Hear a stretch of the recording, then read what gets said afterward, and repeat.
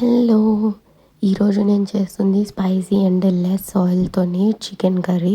So, first నేను 3 large onions తీసుకొని chop చేసుకున్నాను. కావాలంటే ఇది పేస్ట్ చేసుకొని దాంతో కూడా చేసుకోవచ్చు. అండ్ నెక్స్ట్ నేను 1 టొమాటో తీసుకొని అది కూడా చాప్ చేసుకుంటున్నాను. గ్రేవీ తక్కువ కావాలి అని అనుకుంటున్నాను కాబట్టి ఒక టొమాటో, ఎక్కువ కావాలంటే 2-3 టొమాటోస్ వేసుకోండి. అండ్ దాని తర్వాత 3 పచ్చిమిర్చీలు కట్ చేసుకుంటున్నాను. Pepper powder and chilli powder ఎక్కువ వేస్తాను కాబట్టి తక్కువ పచ్చిమిర్చి వేసాను. ఇప్పుడు ప్యాన్ పెట్టుకున్నాను. ప్యాన్ బాగా హీట్ అయిన తర్వాత కొంచెం ఆయిల్ వేసుకుంటున్నాను. ఆయిల్ ఎక్కువ వేయొద్దు. అండ్ ఇప్పుడు నేను చాప్ చేసుకున్న ఆనియన్స్ అండ్ గ్రీన్ చిల్లీస్ వేసి కాసేపు ఫ్రై చేస్తాను. అస్సలు మాడిచేయద్దు, తక్కువ ఆయిల్ ఉంది కాబట్టి మాడిపోయే ఛాన్సెస్ ఉంటుంది. సో మాడకుండా కలుపుతూ ఫ్రై చేయండి. కొంచెం సాఫ్ట్ అయిన తర్వాత ఇప్పుడు సాల్ట్ అండ్ కొంచెం టర్మరిక్ పౌడర్ వేసుకోవాలి.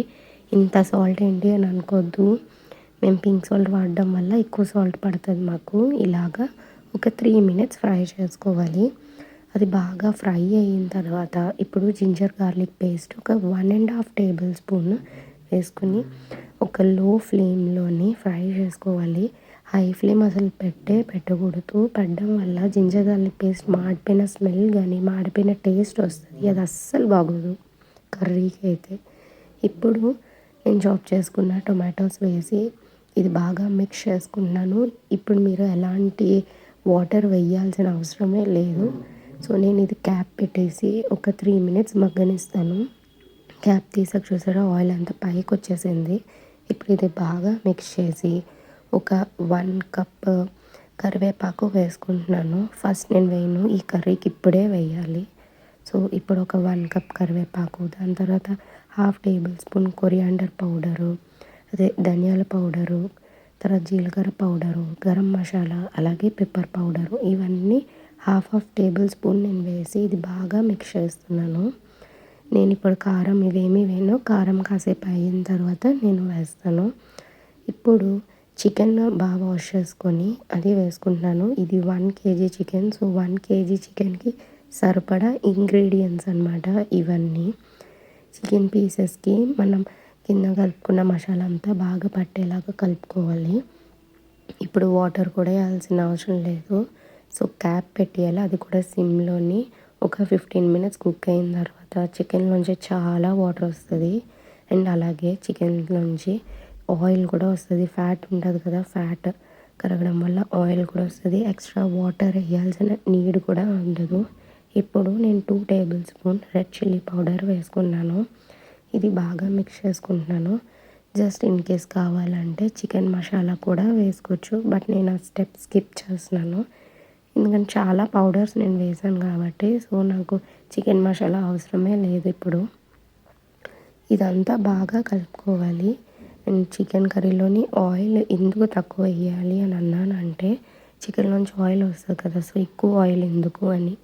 అండ్ ఇలాగ క్యాప్ పెట్టి ఒక 5 మినిట్స్ కుక్ చేయాలి. కుక్ చేసిన చూసారా మొత్తం ఆయిల్ అంతా బయటకు వచ్చేసింది. ఇది బాగా మిక్స్ చేసుకొని ఇప్పుడు ఒక 1/2 కప్ కొత్తిమీర, అలాగే 1/2 కప్ పుదీనా వేసుకోవాలి. ఇది వేసి బాగా మిక్స్ చేసుకోవాలి. అసలు పుదీనా నాన్ వెజ్ కర్రీస్లో వేసుకుంటే టేస్ట్ చాలా బాగుంటుంది. అన్ని ఫ్లేవర్స్ అన్నీ ఎన్హాన్స్ అవుతుంది. అండ్ మోస్ట్లీ నేను నాన్ వెజ్ కర్రీస్ అయినా ఏదైనాను అందులోని పుదీనా కంపల్సరీగా యూజ్ చేస్తాను.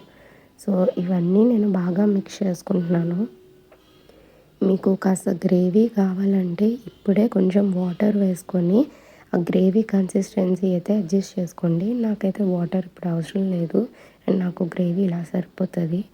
సో పీస్ కూడా ఎలాగో ఉడికేసింది కాబట్టి నేను ఇప్పుడు క్యాప్ పెట్టేసి అరౌండ్ 4-5 మినిట్స్ నేను కుక్ చేస్తాను. కుక్ చేసిన తర్వాత అంతా దగ్గరికి అయ్యింది కదా, ఆయిల్ కూడా పైకి వచ్చేసింది. సో నేను ఇది బాగా కలిపేసి ఒకసారి కిందన ఏమి అంటిందో లేదో చూసుకొని కలిపేసుకొని ఇది నేను సర్వింగ్ బౌల్లోకి తీసేసుకుంటాను. ఇదైతే అసలు రైస్లోకి రోటీలోకి చాలా బాగుంటుంది. అండ్ నార్మల్గా తిన్నా కూడాను చాలా టేస్టీగా ఉంటుంది. సో సర్వింగ్ బౌల్లో తీసుకొని కొరియాండర్తో గార్నిష్ చేసుకోవడమే, అంతే. So thank you for watching and support my channel. Thank you.